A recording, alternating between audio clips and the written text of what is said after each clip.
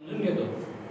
आता हे सगळ्यांच्या लक्षात आलं असेल की नवीन शैक्षणिक धोरण सुरू झालेलं आहे. काही राज्यांनी मान्य केलं, काही राज्यांनी टाळलं, महाराष्ट्राने मान्य केलं. आता आपण त्या गाडीत बसलो. सरांनी सांगितलं की कोणतीही गोष्ट करतो म्हणलं की मनुष्यबळाचा हा विचार लक्षात घ्यावा लागतो. मनुष्यबळ काय मिळेल की नाही, विषय वाढले, त्याच्यानंतर पिरियड्स वाढले, तेवढे लोक मिळतील नाही मिळतील हा प्रश्न पुढं राहिला. पण जे ताटात वाढलं ते आपल्याला आपल्या अंगबळणी घ्यायला पाहिजे. आणि या नवीन शैक्षणिक धोरणामध्ये एक सर्वात महत्त्वाची गोष्ट म्हणजे मातृभाषेतून शिक्षण द्यावं, हेही एक विचार यामध्ये आहे. इंजिनिअरिंगचं असो, मेडिकलचं असो, मातृभाषेतून शिक्षण द्यावं. महाराष्ट्र म्हटलं तर मराठीतून ते शिक्षण मिळावं, अशी एक विचारधारा याच्यामध्ये आहे. ती कुठपर्यंत सत्यतेत निघते हे देव जाणे. पण सध्या हा विचार सुरू आहे. मातृभाषेतून म्हणजे मराठीतून शिक्षण मिळालं तर मराठी भाषा साहित्य त्या अभ्यासक्रमाच्या अध्ययनामुळे विद्यार्थ्यांमध्ये नवीन संकल्पना निर्माण होईल. त्याचबरोबर नैतिक मूल्य असेल, एकात्मता, सर्वधर्म समभाव, राष्ट्रीय एकात्मता, संविधानासंदर्भात जागृती, लोकसाहित्याचे मूल्य हे सगळं रुजवण्याचा प्रयत्न भाषेच्या माध्यमातून या नवीन शैक्षणिक धोरणाच्या माध्यमातून सुरू आहे. नवीन शैक्षणिक धोरण या धोरणामुळे शिक्षणाची रचना अधिक विद्यार्थी केंद्रित आणि कौशल्यावर आधारित बहुविषयाशी संबंधित अशी आहे.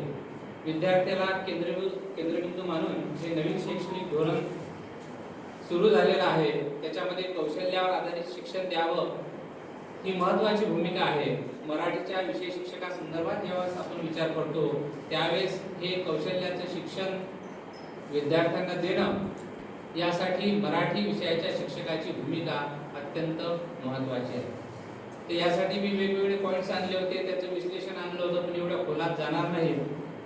शिक्षकाची भूमिका कशी असावी हे मी थोडक्यात तुम्हाला सांगतो, जास्त विश्लेषण त्या गोष्टीचं करत नाही.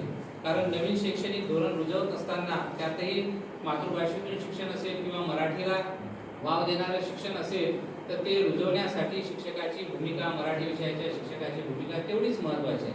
शैक्षणिक धोरण सुरू झालेलं आहे, पण त्याची अंमलबजावणीची धुरा ही शिक्षकावाची. शिक्षक डगमगला तर पाहिजे त्या प्रमाणात ते शिक्षण व्यवस्था किंवा ते ज्ञान विद्यार्थ्यापर्यंत जाणार नाही. म्हणून शिक्षकाची भूमिका यासाठी अत्यंत महत्त्वाची आहे. मी मराठी विषयाच्या संदर्भात बोलतो, त्यामुळे मी जे काही विचार व्यक्त करत त्याचा अधिकतर भर मराठी विषयासंदर्भात राहणार. तर शिक्षकाच्या भूमिकेकडे नवीन शैक्षणिक धोरणाच्या संदर्भात ज्यावेळेस आपण पाहायला लागतो त्यावेळेस शिक्षकाला वेगवेगळ्या भूमिका याच्यामधून बजावायच्या आहेत. त्यामध्ये मातृभाषेतून जे शिक्षण येऊन राहिलं ते सुलभ पद्धतीनं विद्यार्थ्यांपर्यंत पोहोचल्या गेलं पाहिजे. दुसरं म्हणजे भाषिक कौशल्याचा विकास केला गेला पाहिजे मराठी विषयाच्या शिक्षकाकडून. त्याच्यामध्ये वाचन असेल, सरांनी सांगितलेलंच आहे, काही वाचन, लेखन, श्रवण, संवाद हे सगळे कौशल्य आपल्याला विद्यार्थ्यांच्या जीवनामध्ये रुजवायचे आहे. या शिक्षणाच्या माध्यमातून वेगवेगळे जे तुम्ही आता एईसी मराठी, एसईसी मराठी, ओई मराठी या सगळ्या अभ्यासक्रमात तुम्हाला हे कौशल्य दृष्टीस येऊन राहिलेले आहे. तिसरी भूमिका या विषय शिक्षकाला बजावायची आहे ती म्हणजे शुद्ध भाषा वापरायची सवय विद्यार्थ्याला लावावी लागणार आहे. प्रमाण भाषा जरी मराठी असली आपली तरी महाराष्ट्रात बोलल्या जाणाऱ्या बोली भाषा अनेक आहे. कोकणी असेल, अहिराणी असेल, डांगी असेल, हळवी असेल, नागपुरी असेल, वैदर्भी असेल, मराठवाडी असेल, अनेक बोली आहेत. अनेक बोलीतून येणारे विद्यार्थी प्रमाण मराठी भाषा शिकत असेल तर त्यांना शुद्ध बोलणं आणि शुद्ध लेखनाच्या नियमानुसार लिहायला लावणं ही सुद्धा एक महत्त्वाची भूमिका शिक्षकांची आहे. वाचन संस्कृती वृद्धिंगत करावी लागणार आहे. कारण आज आपण मोबाईलवर पाहतो, एका क्लिकवर सर्व गोष्टी मिळते, विद्यार्थी पुस्तकापासून दूर चालले. जोपर्यंत विद्यार्थी पुस्तकाजवळ येणार नाही ज्ञान त्याच्याजवळ पाहिजे तसं मिळणार.